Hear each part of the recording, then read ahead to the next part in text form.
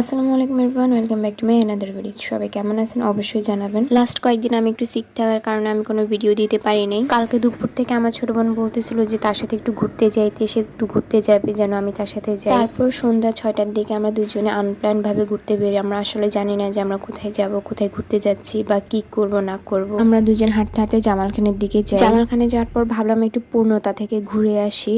পূর্ণতার ভেতরে এত ক্রাউড দেখে আমি কনফিউজড হয়ে গেছি যে আমি কি ভেতরে যাব কি যাব না। ওইখানে যাওয়ার পর জানতে পারলাম যে আজকে হচ্ছে বছরের সবচেয়ে বড় দিন, মানে ক্রিসমাস ডে।